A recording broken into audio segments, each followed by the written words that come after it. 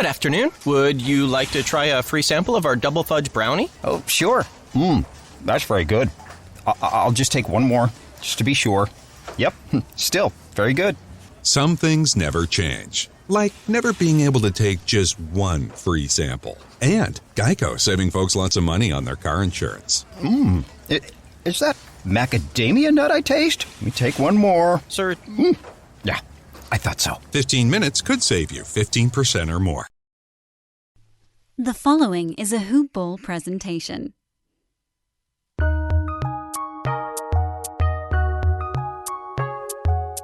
Welcome to the Fantasy NBA Today podcast.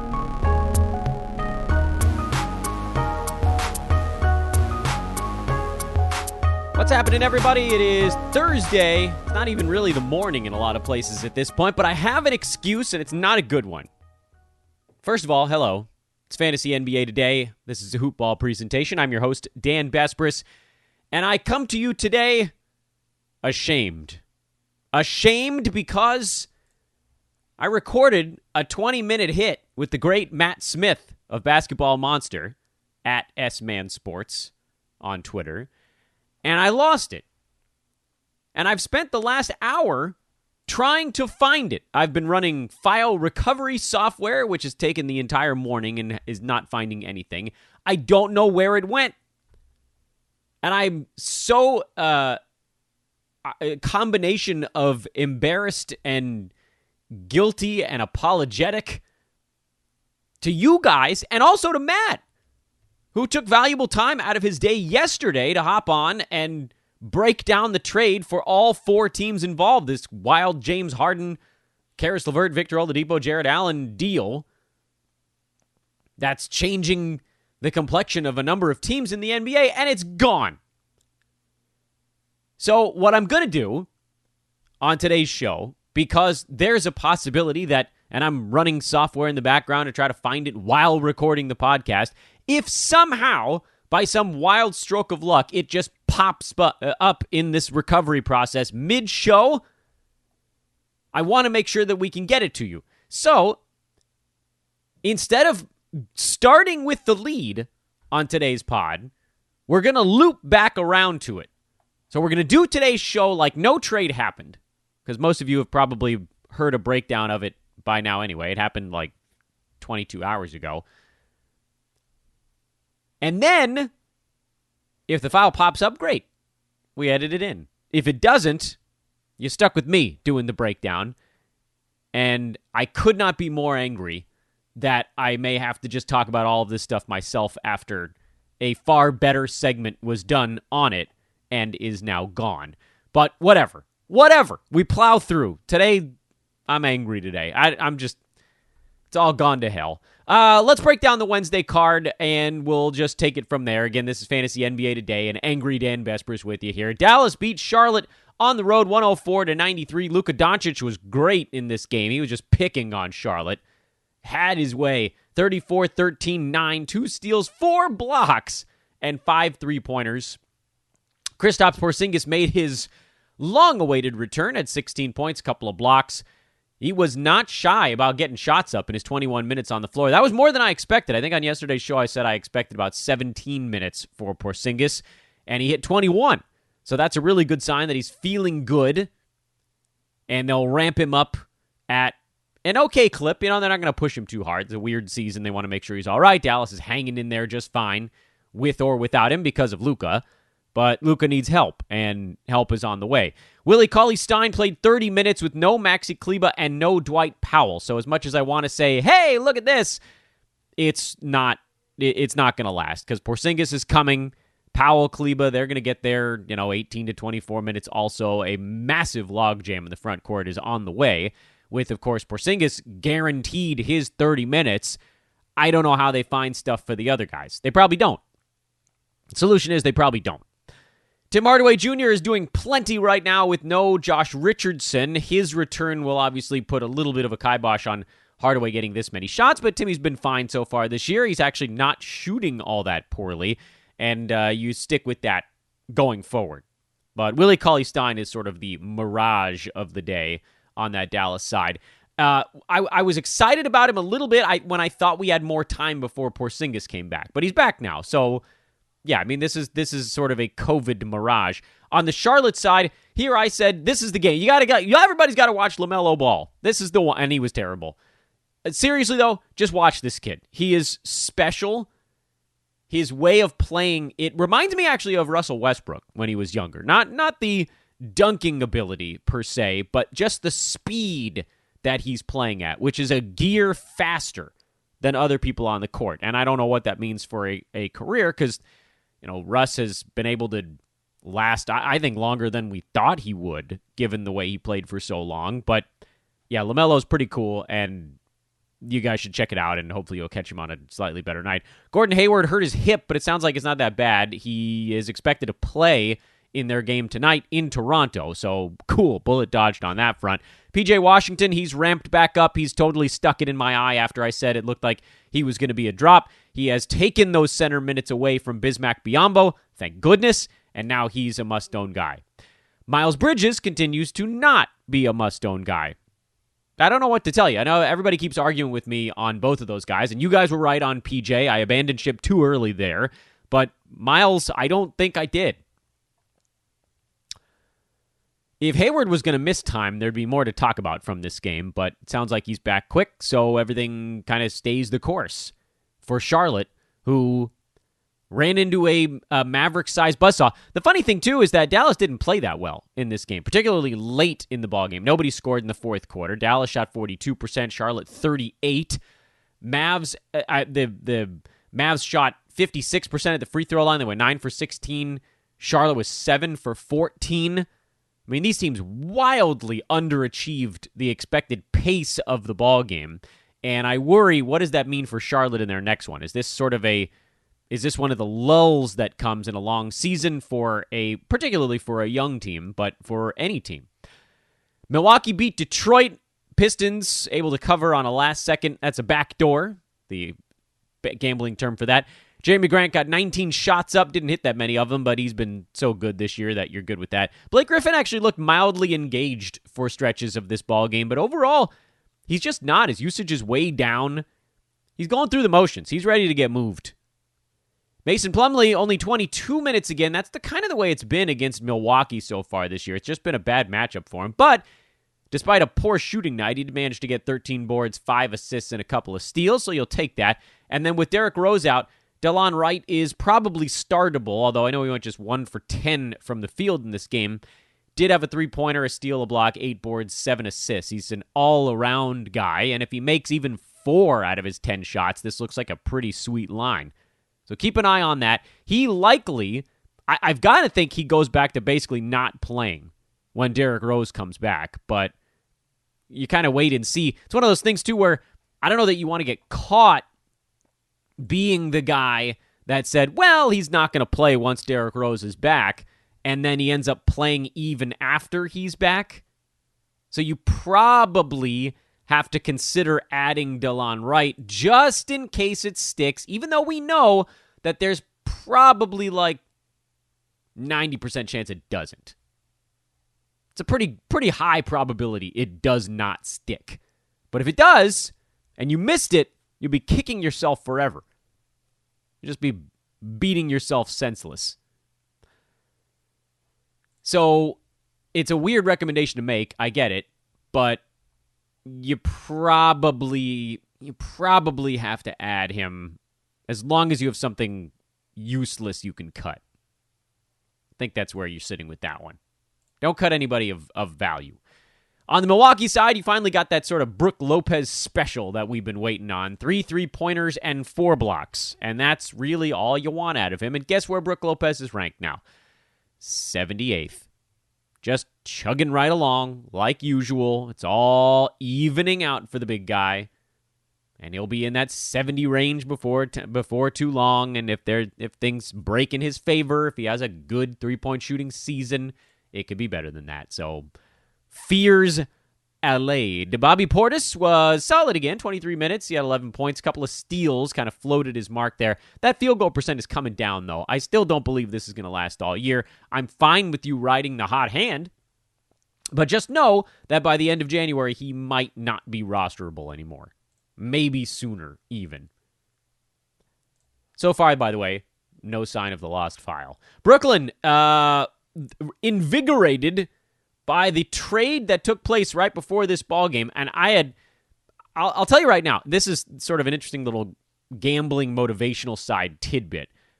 Brooklyn, I don't think, wins this game without the trade. I know what you're thinking, Dan. That sounds idiotic because they made the trade and lost Karis LeVert and Jared Allen, but didn't get anybody back in time for this ballgame. Yeah, that's true. But you know what? You know what the NBA season is about, specifically from a betting standpoint? It's about motivation. It's about emotional angles going into particular ballgames. And so in this one, Brooklyn, who I'm sure, 5th game in 7 nights, they were tired. They were sort of sleepwalking into a game with the Knicks. They had no real reason to get up for the game. Kyrie Irving may or may not be back this year.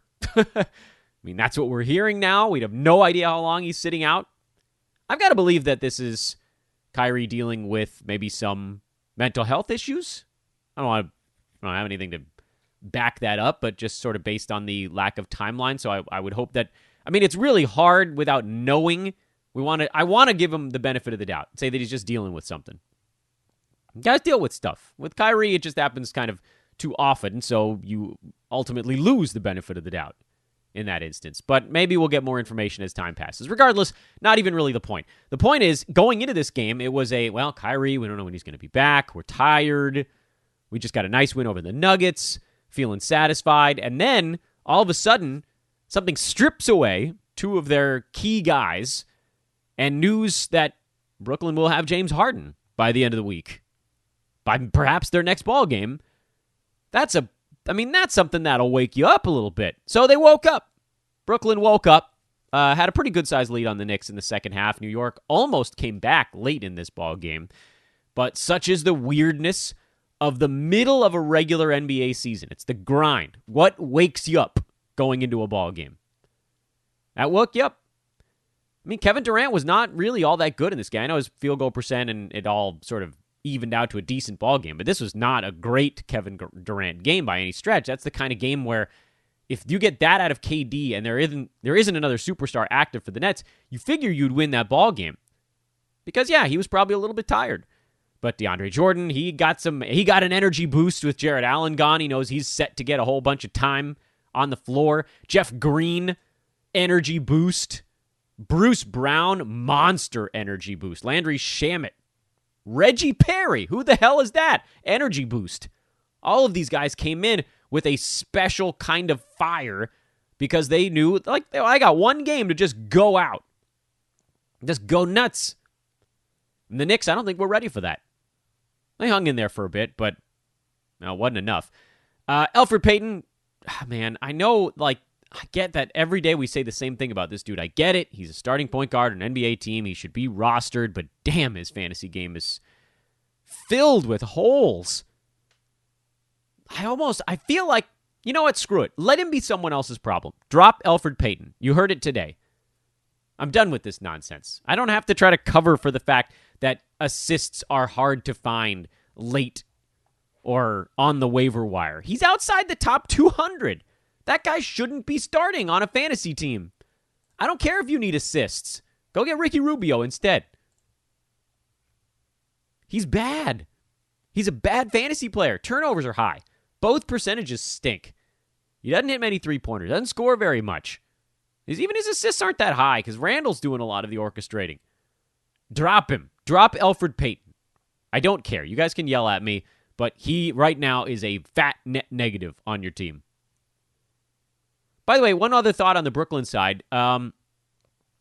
It seems like Joe Harris might kind of slip through this thing. I guess it depends on Kyrie's status. Because if they have all 3 superstars, I don't think there's enough shots for Joe Harris. He needs to be getting 10 to 13 shots a game.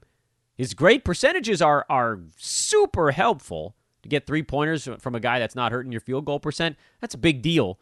But I don't see how he gets to do enough once they have 3 superstars on the court. There's just nothing else. Joe Harris is a guy whose value is floated by his offense. He's not a defensive guy. He's not going to rebound. He's not going to get a ton of assists. He needs to get 3-pointers up. I mean, he'll be open. He'll get 8 very open shots every ball game. DeAndre Jordan, I'm a little bit higher on, I think, than other people coming out of this thing. I talked to Aaron Brewski yesterday on a live show we put together right after the trade went down. That was over on YouTube. Hopefully some of you guys were able to join us for that. And then in this missing file with my buddy Matt Smith, who I owe 1,000 apologies to again, he also mentioned he didn't think DeAndre had much upside. And they're both right. So I don't want to say that either one's wrong. There really isn't much in the way of upside with DeAndre Jordan.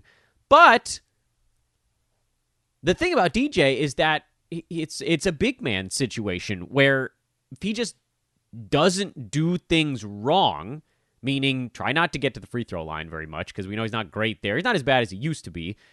He's going to go full Tyson Chandler, late stage Tyson Chandler, and sit right under the bucket on defense and on offense. And if ball comes his way, he's going to grab it. So he's going to get a bunch of rebounds. Because the other guys on this team are not... KD is really probably your second option to rebound. He'll get a blocked shot or two just because he's 7 feet tall and standing near the basket. He's hopefully going to keep himself out of foul trouble, but I can't guarantee that. And he's going to shoot a crazy high field goal percent because they're not going to run anything for him. It's all going to be tip slams and lobs. He'll take 4 shots a game and he'll probably make 3 of them. That's a top 90 type of center if he's really playing 27-ish minutes a ball game. And I don't know how they go some other direction. Like, they mostly ran Jeff Green at backup center in this game, and you can pull that off for stretches, but there are a lot of teams in the NBA you cannot do that against. A lot of them, as the Rockets found out last year. So I think DeAndre might be playing 26 to 29 minutes most ball games, and that's enough. That's a 12-teamer. He should be added. And he was one of the biggest winners in this whole trade shakeout, but we'll get to that here later on. I still want to buy more time in case the file resurfaces, though I admit I am losing hope. Memphis beat Minnesota with a crazy fourth quarter run. Wolves were up double digits late in this ballgame, and then Memphis outscored them like 35-10 over a crazy run. Grayson Allen got hot. JV had his kind of first real big game. Brandon Clark had his kind of first real big game with 19-9, 3 steals.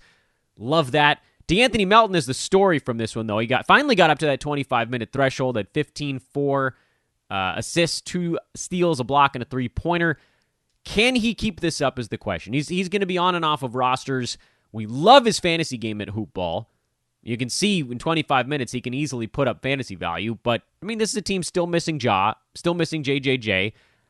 How do they find the minutes? And frankly, forget the minutes, just the touches for Melton. How does he get 12 shots up once all of the other guys are back? I don't see how that's possible. So he's a little bit more of a deep leaguer, I think, when you grade this thing out. It doesn't look like they're trying to get him above that threshold. And I just don't see a path to it unless someone on this group that's in there right now is just straight benched. Probably more than one guy once John Moran and JJJ are back. Because, I mean, those guys are going to be taking, I would assume, first and second most shots on the team. The top 2 usage guys are not there right now. Minnesota's becoming fairly predictable. Cat, Malik Beasley, D'Angelo Russell, those guys are obviously on your team. And then Ricky Rubio is the question mark right now. He's the only one. Did get 25 minutes, made 4 free throws, but only took 5 shots, 6 assists, no steals. He's going to be borderline, probably all season long. I've got you guys out. I mean, I don't know what's wrong with you people, man. Some of you listen to this podcast exclusively waiting for me to say something that you disagree with.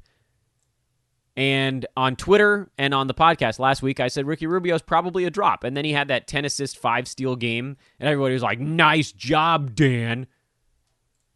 Cool. Congratulations. He had 2 good ball games in there. You guys want to know where he is over the last week? Still outside the top 100. You guys want to know where he is over the last 2 weeks? 163. Where is he on the season? 154. That's not a 12-team startable guy. I get it. He's Ricky Rubio. It could come around.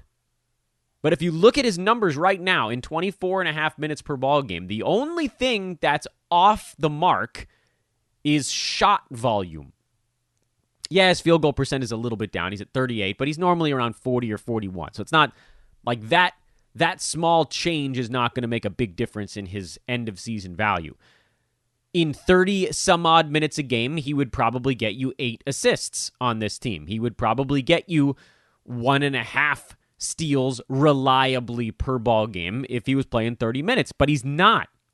He's playing 24, and it's not changing very much night to night. He had a 28 and a 33 mixed in there when they needed him more. But then he went back to 22 and then 24 yesterday, and that's about where he's going to be unless he's playing his tail off. He's going to be the guy that has 2 good games and you guys yell at me, and then has 2 terrible games and I yell at you. Or we could simplify this and we could just say, Ricky Rubio, probably not a top 100 guy, will have a week where he is inside the top 100, and then we'll follow that up with a week where he's outside the top 160, and it averages out to about top 125.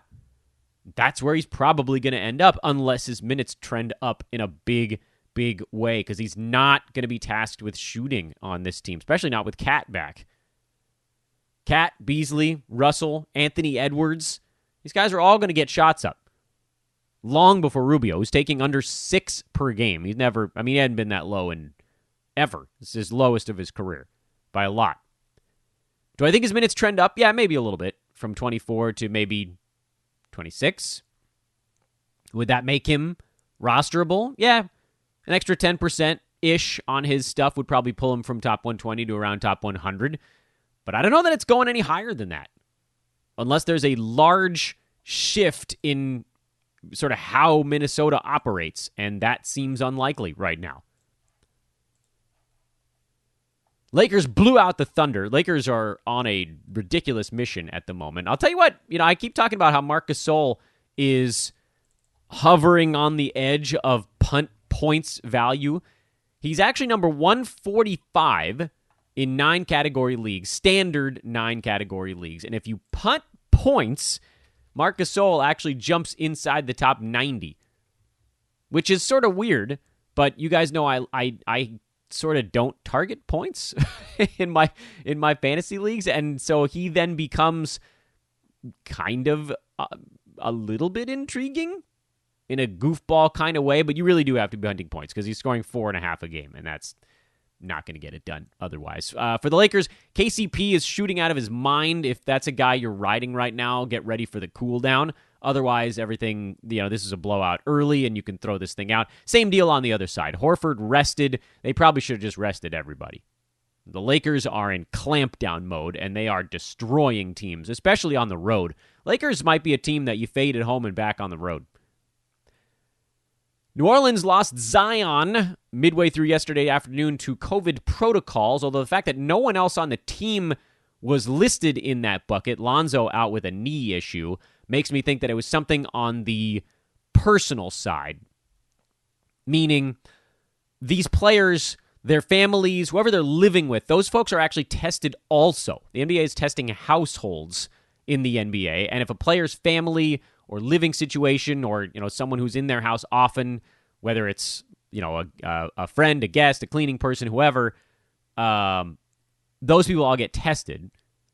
And if any of those folks show up as a positive, then the player has to quarantine until we figure out if they're going to get it or not. So I don't know what that means. It's probably easier for a guy to quarantine when he's on the road, frankly, because he had an exposure in his personal life and he can stay away from that person. So hopefully this is one of those ones where, maybe what if Zion does test positive? Okay, maybe we were able to kind of nip it in the bud, so to speak. And I think these are a little easier to deal with than when you get the positive test that, a couple of players are put into a protocol on the same team. That usually means that it's something team-related. This ended up being a relatively fun game anyway because of Nickeil Alexander-Walker going for 37. I mean, what? Yeah, that was pretty nuts. No Lonzo, so Josh Hart saw a ton of playing time and didn't really do much with it. JJ Reddick, kind of the same story. This was really Walker and Ingram, and everybody was just living in their worlds for a night. They lost, though, because Kawhi Leonard, Paul George, and Pat Beverly all played really well for the Clippers. Bev has quietly been really good over the last week or so. He's one of those guys that on the season is outside the top 125 because he doesn't score very much. So folks really aren't paying attention to him. But lately, he's been ramping up. This is that he goes through these stretches where he starts to look more and more healthy. He's top 85 over the last 2 weeks. He's outside the top 100 over the last week because he's shooting 32%. But if you wipe away that 32% shooting at 8 points, 5 boards, 3 assists, 1.3 steals, 1.7 blocks, 1.7 3-pointers, that's all really good. And so I think and I don't know, Lou Williams hurt his hip in yesterday's ball game, but Bev's been playing not 37 minutes mostly, but close to 28 to 30 most games. You don't even have to be punting points. If he's getting you 9 points a game, that's enough to be bad but not sink your teamable. And then otherwise, he does the stuff he always does. He's a very good rebounding guard. He's a point guard-ish, so when he's on the floor for 28 minutes, he's going to sort of bungle his way into 2 to 3 assists per ball game. We'd like to see more there. There have been stretches in his career where he's been at 3.5 to 4 assists per game. And if we climbed up there, that would make a much better case for Bev. But the threes, the defensive stats, and again, like if you're out on scoring, as so many of my teams end up being, then he's another guy that belongs on fantasy teams. Simple as that. This is good. This means that Reggie Jackson is mostly getting phased out. Marcus Morris played 20 minutes in yesterday's ballgame. Nick Batum played 27, so that's turning into a little bit of a timeshare. Not great. And Ivica Zubac's had his first good game in a while, but good sort of a stretch. Dame went nuts for Portland in a win at Sacramento. Kings blew a 20-point lead because their coach wouldn't call a timeout. It was the dumbest thing I've seen in a long time. Kings were up 19 late in the third quarter. Portland hit 3 threes in a row. And the Kings were just like, whatever. And then it was just chipping away. 10-point lead, 8-point lead, 6-point lead. Kings scored, went up to like 9 again, and then chipped away. There was just nothing. Once the dam opened, the Kings did nothing to stop it. Rob Covington hit 4 3-pointers, but didn't get any defensive stats. He's just not putting it all together at the same time, and people are starting to drop there, and I definitely would not do that. Don't drop. In fact, he took 12 shots. That's one of the best signs we've seen from Cov in a while. Nurkic, 30 minutes. Quad thing didn't bother him. 2 steals, 3 blocks. Really good game. Gary Trent Jr. had one of his heaters, but that doesn't really mean all that much. And, Dame and CJ, they're just trucking along. McCollum, another 6 3-pointers in this game. Buddy Hield is awake. He had 8 threes for the Kings. Rashawn Holmes, 17, 9, and 6. Good Lord, how good has that dude been? And Tyrese Halliburton, 17 and 9. He's been awesome. He's been the best rookie in the class so far, and it really hasn't been that close. As much as I love watching LaMelo Ball, Halliburton's been better so far. He's on a team already. This ball game didn't really have any key add or drops. Here's one thing that I thought was also kind of dumb. The Kings were winning the Marvin Bagley minutes early in the third quarter, and then he just never got back into the ball game. He played 19 minutes at 11 and 6. Actually looked pretty good in this one. And they were just like, nope, we're going to stick with this other stuff that's not working at all. Like Hassan Whiteside's 9 minutes. Or Corey Joseph's 17 brutal minutes. I get it. You can't play your starters the whole game. I know you got to roll other guys out there, but you could give Bagley a shot to get back into the ballgame. Instead, they trotted a bunch of guys out. Kings looked exhausted by the end of this thing, too. Luke Walton, from a personnel management standpoint, is just one of the worst. I hold grudges because he did this crap with the Lakers, too. You guys know I'm a Lakers guy.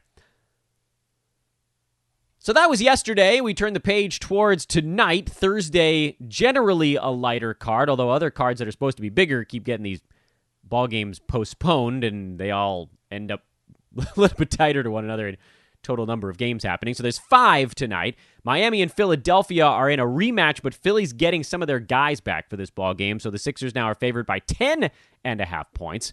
Miami was able to send the first one to overtime. I just don't know that they'll have enough in the tank to do it again. It's pretty rare for me to favor a double-digit favorite in my betting analysis, but that's where I'm at. Because with Philly, they're going to have fresh bodies. And that's going to go a long way. And I don't think they really want to get in a dogfight like they did in the last one. But what the hell do I know? It's a big spread, and you probably could almost never advocate betting on a double-digit favorite. Fantasy standpoint, Miami, you've got some fill-in stuff going on. Kelly Olynyk should look great again. Tyler Herro is going to do a ton again. Duncan Robinson. Precious Achua looked really good in that last fill-in while they wait for Bam and Jimmy and Avery and the whole cavalry to Goran, everybody to come back in their next one. I believe Seth Curry, however, is still out. So the folks that were exposed to Seth last week didn't catch it.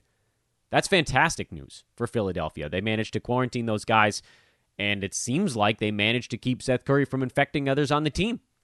It's remarkable, but great news. No long-term stuff going on here with Philly since they didn't make the trade for Harden. Charlotte on the back-to-back in Toronto. Raptors laying 8.5 points.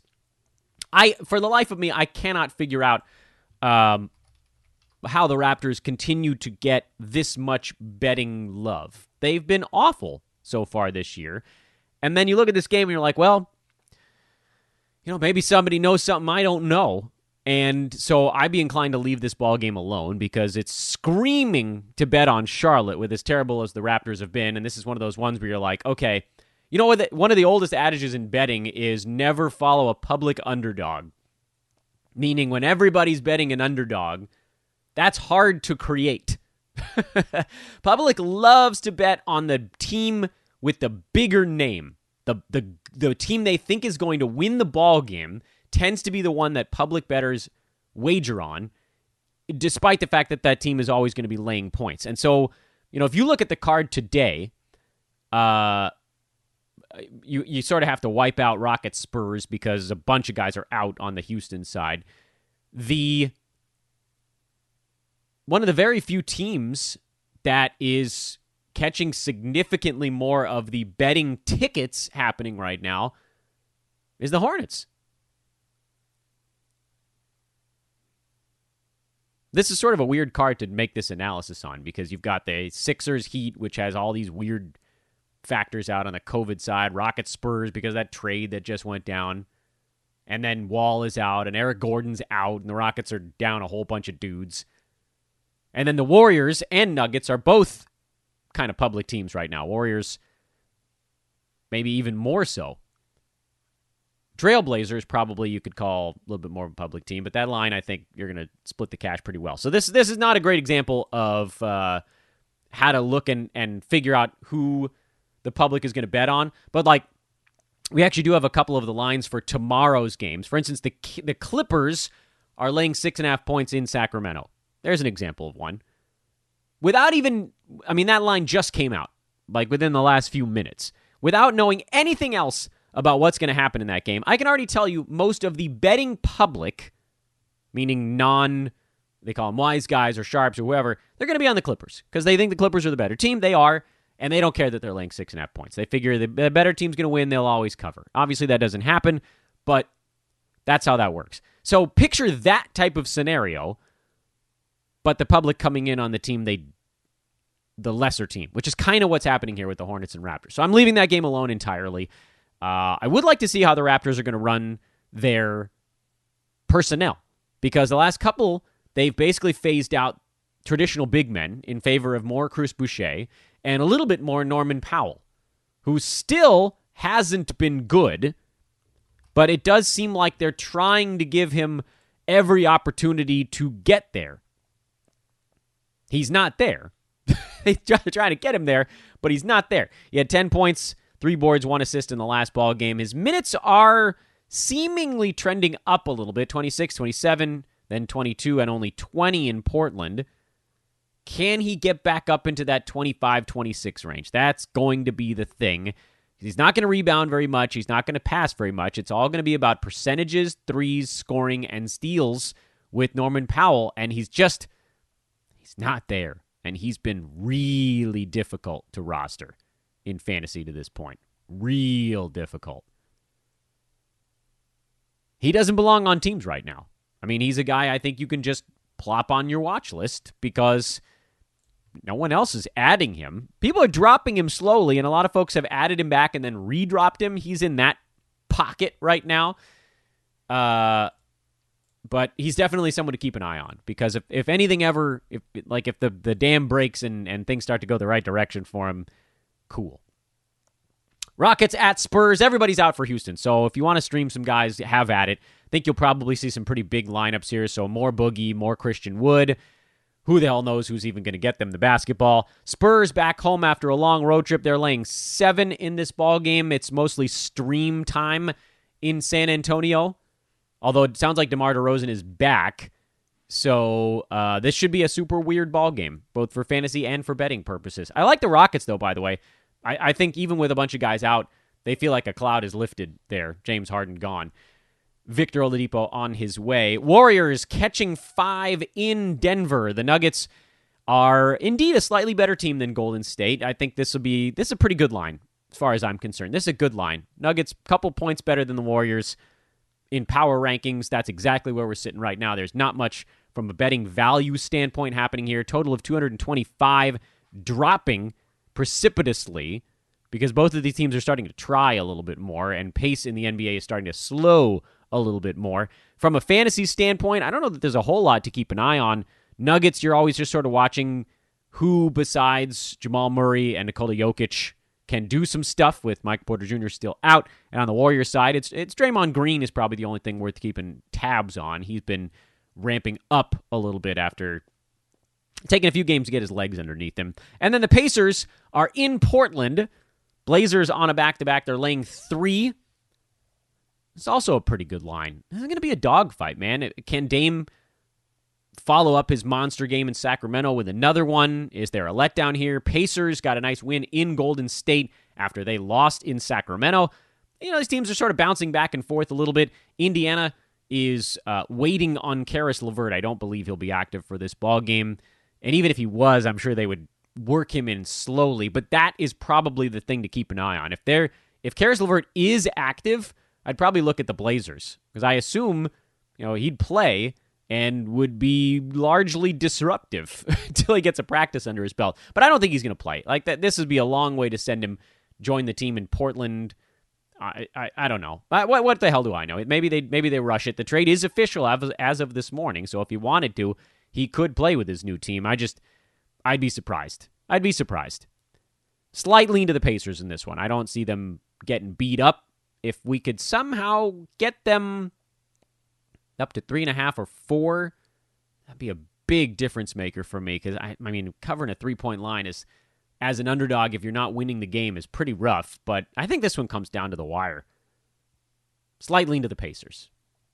Fantasy-wise, not much. I mean, with Indiana, and we'll talk about the trade here in a second, but they replaced one shooting guard with another.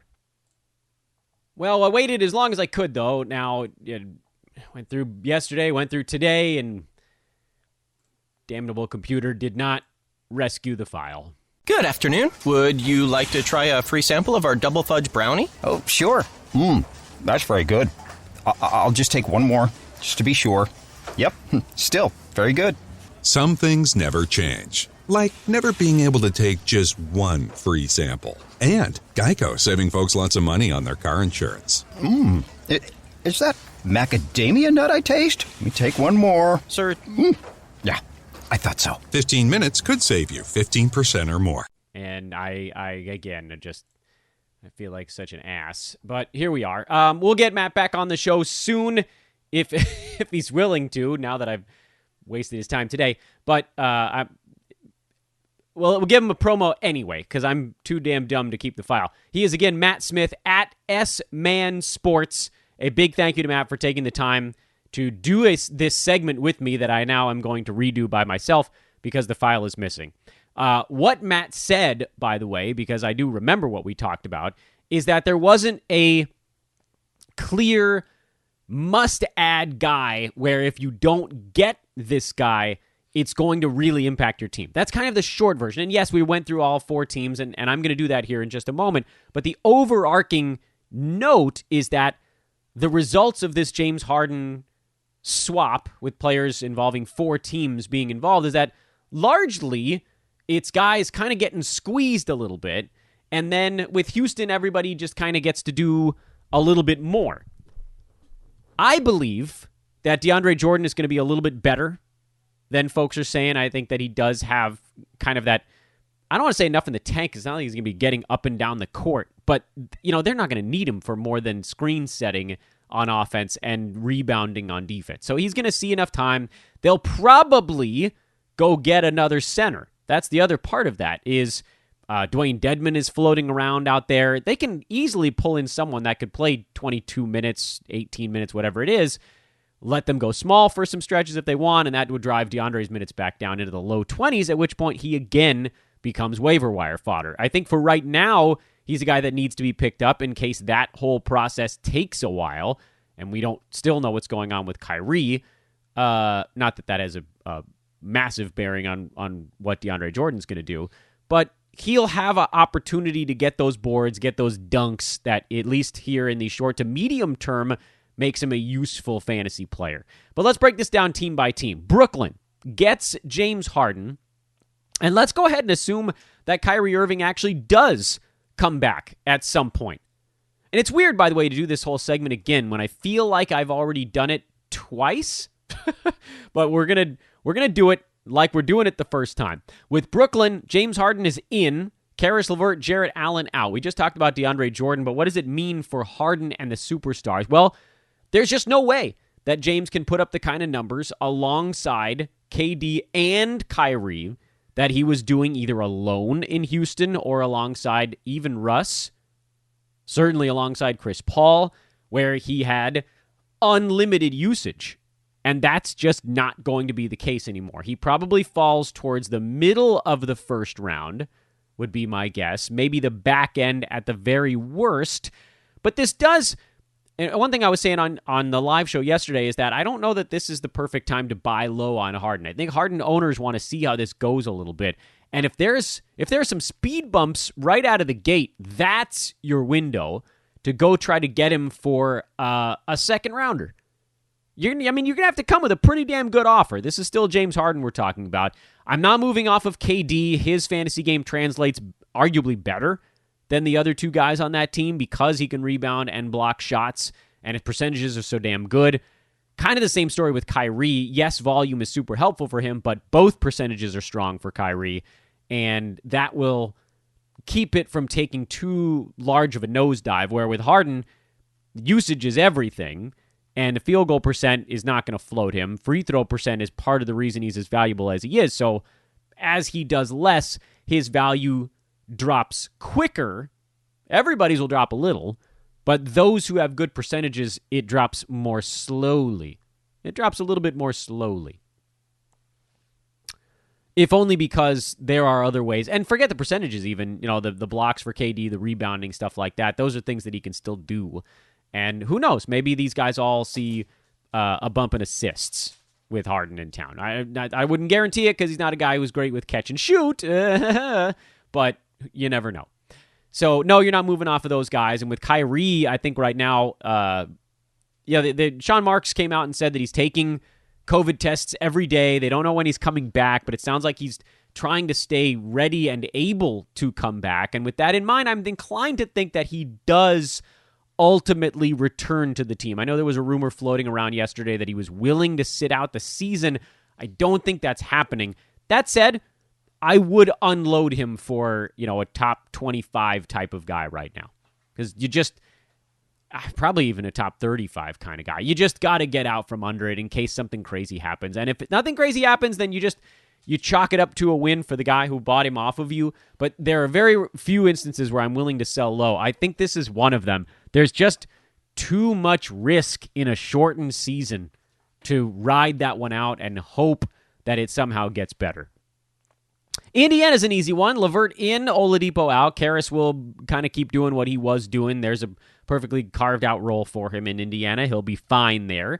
He's going to hurt you with both percentages, but he'll probably do enough in other stuff to get himself onto the must-start side of the line. Cleveland's a weird one. Taurean Prince and Jarrett Allen are members of the Cleveland Cavaliers, and I don't know what Taurean Prince is going to do out there. He's sort of jammed in. Kevin Porter Jr. is not playing right now, but Isaac Okoro is. Jetty Osman is. I don't think Prince was the guy that they wanted in this trade. I think it was Jarrett Allen. I think Prince was the guy they took to make it happen. So I wouldn't expect him to see big minutes, but you never know. So if you have someone on your team who's just floating around and useless, you could just stash Taurean for 1 or 2 games and see what happens. But I wouldn't expect a whole lot to work in your favor on that one. He's a speculative ad in the most speculative sense of the word. Jarrett Allen, on the other hand, he's in trouble, man. He goes to a team now in Cleveland that has 5 centers on the roster. I know they're willing to play some of these guys at other spots on the floor, but Jarrett Allen, JaVale McGee, Andre Drummond, Kevin Love, Larry Nance Jr. 5 centers on that roster. So even if, guys like Jetty Osman were seeing a couple minutes at power forward, or Taurean Prince might have seen a couple minutes at power forward, even if you assume they don't see a single second at power forward, and even if you assume that Larry Nance Jr. can squeeze out, 8 to 10 small forward minutes, I haven't a clue how those 5 guys can split the front court minutes. Because Andre Drummond is not going to settle for less than 28. When Kevin Love comes back, he's probably not going to settle for less than about 28, which only leaves you 40 for JaVale McGee, Larry Nance Jr., and Jarrett Allen, and they want to play Jarrett Allen. So he's going to get in there for, I would think, at least 24. I have no idea how they pull this off. None. No bleeping clue. My guy Larry Nance Jr. is definitely in trouble. I mean, they want to find places to get him on the court because he's a great facilitator. He's perfect for everything that they're trying to do. JaVale McGee might not see the floor again. That may be step number 1, is his 18 minutes go down to 0. So let's assume Jarrett Allen takes all of JaVale McGee's minutes, and Larry Nance, maybe he slides down and a couple extra minutes at small forward, so that's another way to create a few extra power forward minutes for Allen. But then you have to deal with Kevin Love coming back. So that's a total disaster. They're going to have to move somebody. McGee, even if they bench McGee, they're going to have to move somebody.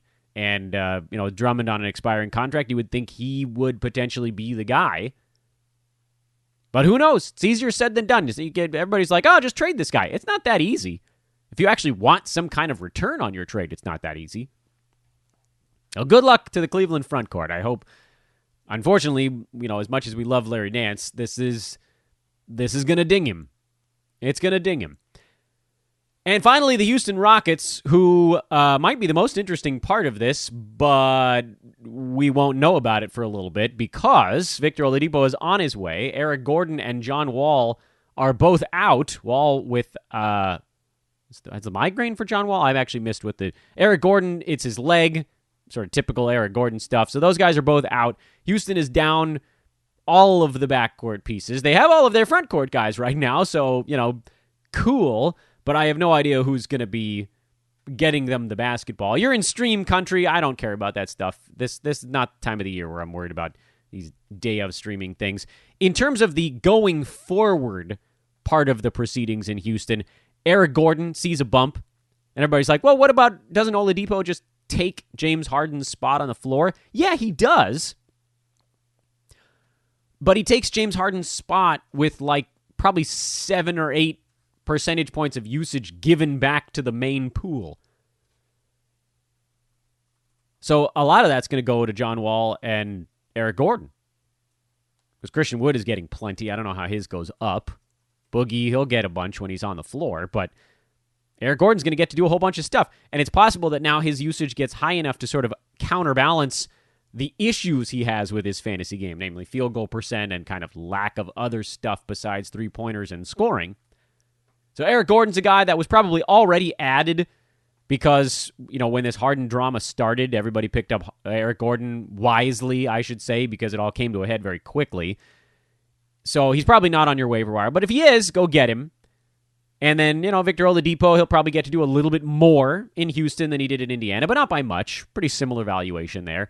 John Wall, he gets a bump.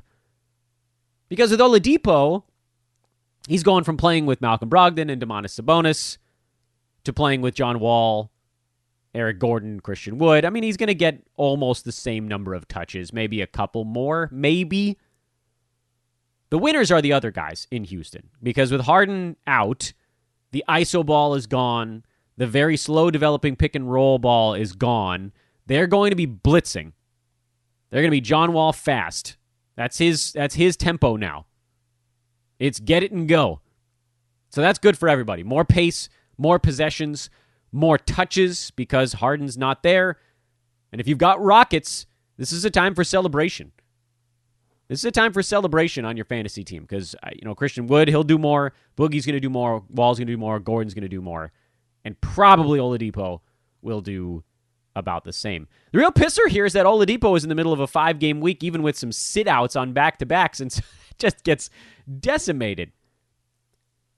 Well, should have played Roto. And that's your James Harden trade buried at the end of the podcast because I held out fleeting hope that I'd be able to rescue a clip lost to the annals of history. Damn it. That's what I say to that. Damn it. Nuts. This is me killing time at the end of the show while trying to see if maybe I can find the file, and I can't. It'll probably turn up at some point like tomorrow morning, at which point, you know what? If it does turn up, I'm never going to stop looking. If it does turn up, I'll just turn it into an audio-only YouTube clip, and we'll put that on the social medias. Fair enough? Fair enough. I really want to find this thing. I'm going to try everything I can. Digging through file recovery software that could take the entire day. Anyway, just know I'm trying. Again, massive apologies to Matt Smith, who helped me put together a nice little 20-minute segment. He is, again, at SManSports on Twitter, and we will get him back here in a few weeks where he can call me out for being a dumbass. I'm Dan Vespers, at Dan Vespers on Twitter. If you'd like to go over there and call me an idiot on Twitter, I'm okay with that as well. This is Fantasy NBA Today, a hoopball presentation. Tomorrow, Friday show, we'll wrap up the week. That's our big blowout where we talk about all of the pickups, the drops, the holds, the buy lows, the sell highs, the watch list, the streamers, everything that happened through the week, and then preview the weekend. And by preview, it's really all about homework. We want to know what we're looking for in the teams that play over the weekend, because then we're ready to act on it. Loop back around to Monday for that reverse chronological lightning round. Thanks again for listening, everybody. One more time, my apologies for the goofball mess up today. Back at you tomorrow morning. So long.